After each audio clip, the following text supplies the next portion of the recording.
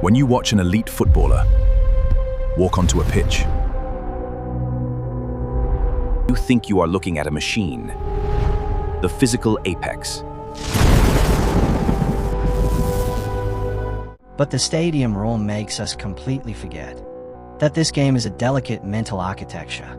Today, we decode exactly why the World Cup actively breaks the elite human mind. In domestic club football, players operate behind a well-funded corporate shield. They represent a commercial brand.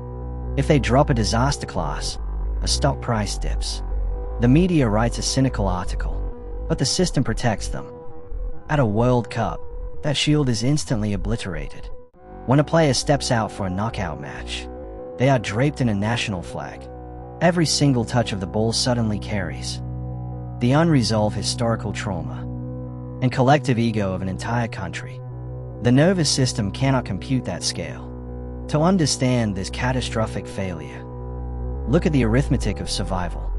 A standard domestic league is a 38-game marathon. It is a mathematical safety net, where statistical averages win out over bad luck. You can suffer a complete tactical collapse in October, adjust in January, and still lift the trophy in May. The elite are protected by the sheer volume of retries. But the World Cup knockout stage rejects averages. It operates on a terrifying finality. It gives you 90 minutes, 0 retries, 0 forgiveness. Suddenly, random variables become fatal. One slip on wet turf, 1 millimeter of human error from a VAR screen. Over 38 games, these are rounding errors. In a World Cup, they delete 4 years of a nation's life. This extreme arithmetic triggers a crisis, called performance compression. The margin for error shrinks to 0. This is not a physical failure. It is a neurological mutiny. The prefrontal cortex, responsible for logic, shuts down. The brain reverts to the amygdala, fight or flight. You cannot calibrate a 40-meter pass when your brain screams that geopolitical disaster is imminent.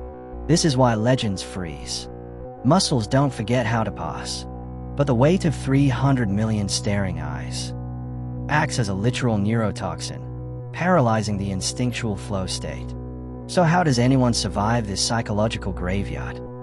The history books tell us about tactical masterclasses and managers who drew up the perfect strategic blueprint. But tactics are entirely useless when the soldier is mentally blind. The very few who lift the ultimate trophy are different. They don't win by managing the pressure. They win by achieving absolute detachment from reality.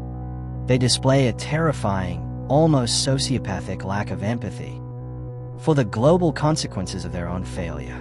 When you watch the next penalty shootout unfold this summer, ignore the scoreboard. Look directly into their eyes. You aren't watching a sport anymore. You are living the moments with them. Welcome to AntSquare. Thanks for watching.